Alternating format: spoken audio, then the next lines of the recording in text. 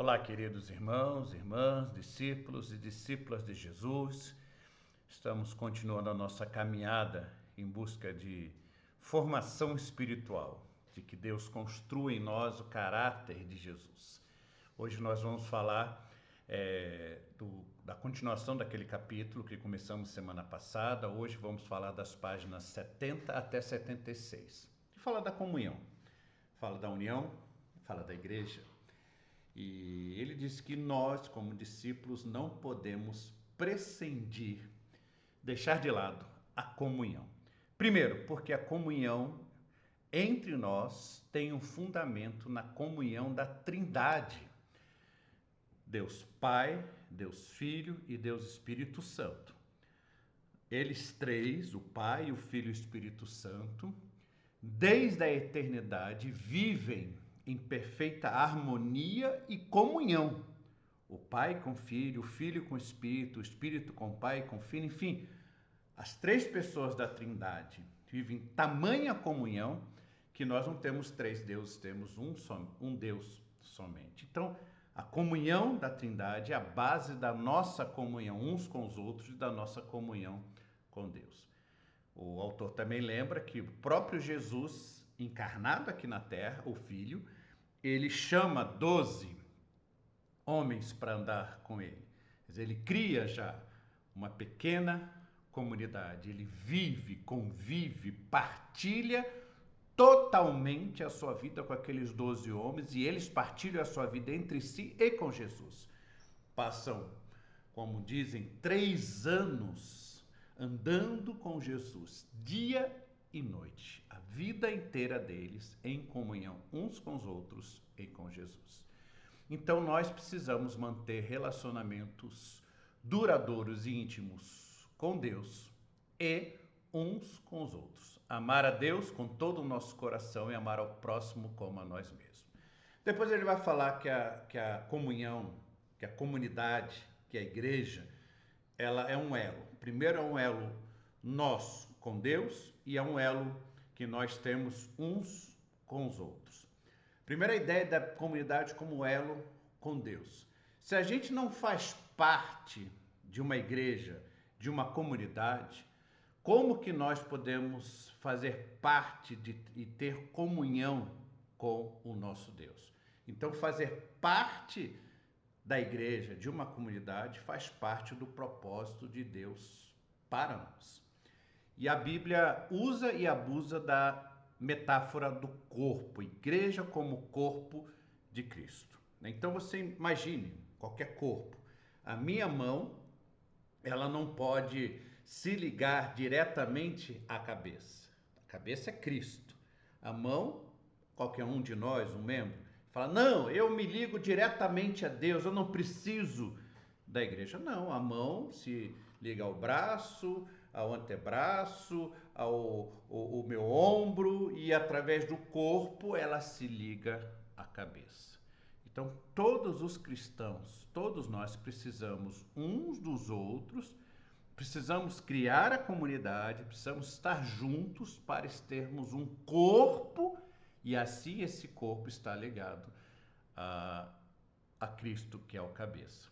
Ele usa um exemplo assim, eu não gostei muito do exemplo, mas é um bom exemplo, assim, pelo menos, né? Ele fala que quando ele viu uma galinha ser morta, né? E quando cortaram a cabeça da galinha, a cabeça caiu morta no chão, o corpo ainda ficou com vida por algum tempo, se mexendo e depois, finalmente, ele parou de viver.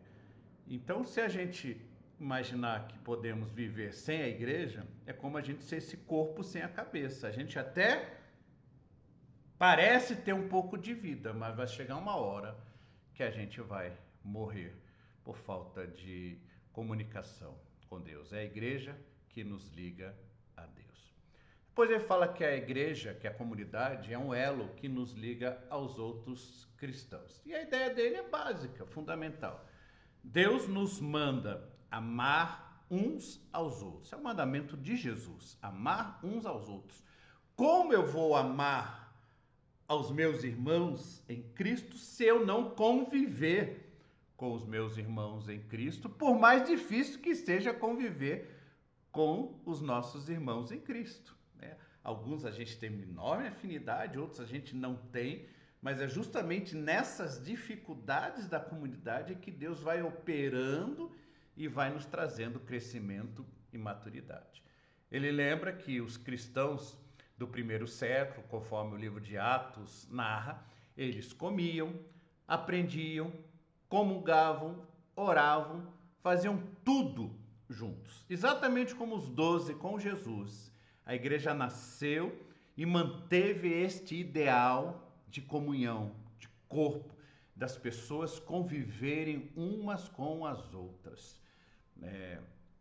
Eu já fui pastor de algumas igrejas que os membros simplesmente eles não, alguns membros da igreja não consideravam os outros membros da igreja como a sua verdadeira família. Quando eles precisavam fazer suas festas, seus almoços e tal, era só entre eles. Eles não participavam da igreja. Então, quer dizer, eles não tinham verdadeira comunhão com a igreja. A igreja era apenas uma espécie de instrumento que eles acreditavam que através da igreja eles iam para o céu. Mas eles não queriam realmente partilhar as suas vidas com a igreja. Irmãos, nós precisamos partilhar as nossas vidas com a igreja, partilhar as nossas necessidades, os nossos problemas, nossas dificuldades. A igreja é o corpo de Cristo e no final das contas, quando a gente for para o céu, a gente vai conviver eternamente com os irmãos e irmãs da igreja. Então ele fala que é muito importante que nós desenvolvamos a união, a comunhão na igreja. E através da comunhão, nós desenvolvemos o partilhar do nosso perdão. Ele diz assim: o discípulo entrega-se ao sacrifício de seu próprio bem em favor do bem do corpo, porque sabe que esta união com o corpo, com a igreja, é que vai dar glória a Deus. Vejam que a gente já começou a nossa caminhada de discipulado entendendo a importância do morrer para si mesmo. E aqui, como consequência dessa morte do eu, nós precisamos estar dispostos a abrir mão do nosso bem particular em função do bem maior, que é o bem da igreja, da comunidade, do corpo de Cristo, para poder dar glória a Deus. E, aliás, o mundo só vai entender o amor de Deus quando ele vê o amor que nós temos uns pelos outros, quando ele vê uma verdadeira união, uma verdadeira unidade no corpo. E ele diz que a maior responsável pela desunião na igreja, no corpo de Cristo, é o orgulho. Quando nós começamos a exigir os nossos direitos, a dizer, olha, eu tenho que ter o meu tempo, e aí eu esqueço que isso está me afastando tanto da igreja, dos irmãos, quanto de Deus também. Então, às vezes a gente acha que ter direitos e ter o nosso tempo é melhor do que ter paz com Deus e nos encontrarmos com Cristo na cruz. Ele fala também que o orgulho é a negação da morte de si mesmo. E, obviamente, nós não podemos ser discípulos e ser orgulhosos ao mesmo tempo. E ele fala também da inveja. A inveja é uma forma de orgulho, porque a inveja a gente quer ter aquilo que o outro tem. É uma ambição por algo que não nos pertence. E aí ele fala, quando a gente entende que na igreja nem o pastor, nem os presbíteros, nem os diáconos, nem o líder, nem o ministro de louvor, enfim, ninguém na igreja é importante ou é mais importante que os outros. E ninguém na igreja deve receber glória, receber louvor, receber palmas. E quando a gente entende que tudo que acontece de bom na igreja é para a gente glorificar a Deus, né? Eu não lembro que exatamente o pregador disse uma vez que tudo que você vê de ruim em mim sou eu mesmo. E tudo que você vê de bom em mim é Deus operando em mim.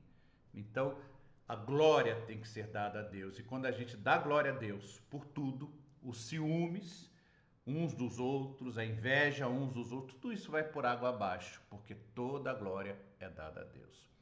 Então, nós precisamos também nos relacionar com intimidade. O relacionamento entre os membros do corpo é tão íntimo que aquilo que afeta um, afeta a todos, né? Então, ele dá o exemplo lá que ele estava ajudando um amigo, e aí ele machucou o dedo do pé, e aí quando ele machucou o dedo do pé, a cabeça, as mãos, a boca, todo o corpo dele parou de fazer o que estava fazendo e se preocupou com a dor que ele sentia no pé. Se preocupou com o dedão que doía. Então, quando um membro do corpo sofre, todo o corpo sofre. Quando um membro do corpo se alegra, todo o corpo se alegra. Então, nós precisamos nos preocupar verdadeiramente uns com os outros. Devemos compartilhar também a nossa carga uns com os outros, que através disso nós somos curados. Enfim, os membros de um corpo maduro ultrapassam a ideia incompleta de ir à igreja e entendem que eles são a igreja. Então nós não apenas vimos a igreja, nós não apenas pensamos a igreja é um local que nós vamos. Nós somos igreja onde quer que nós estejamos, e a nossa comunhão é a coisa mais importante para a nossa vida com Deus e para nós cumprirmos o nosso ministério, a nossa vocação de discípulos de Jesus. E aí ele fala dos benefícios da igreja. Não tem outro lugar que tem esses benefícios. Não, é impossível a gente até viver sem esses benefícios. É na igreja que a gente pode ficar submisso a outros homens e mulheres espirituais. É na igreja que nós encontramos suporte para o nosso crescimento. É na igreja que a gente aprende a se tornar semelhante a Jesus, observando o exemplo de outros que são semelhantes a Jesus, né? Paulo diz para as pessoas imitarem ele, porque ele é imitador de Cristo. Nós precisamos de um exemplo de carne e osso, de pessoas que sejam sérias em servir a Cristo. E onde vamos encontrar essas pessoas? Na igreja. É na igreja que a gente tem comunhão verdadeira, doce e pura. É na igreja que nós temos a segurança do amor. Sabemos que nós somos amados e aceitos do jeito que nós somos. Na igreja a gente tem um grande privilégio de juntos formar um grande coro de louvor e adoração a Deus. E é na igreja que eu e você podemos ser discípulos verdadeiros. Portanto, a grande pergunta é: nós participamos de uma comunidade cristã saudável? Achamos que é importante a igreja, a comunidade que Deus nos colocou? Que Deus possa nos abençoar. Amém?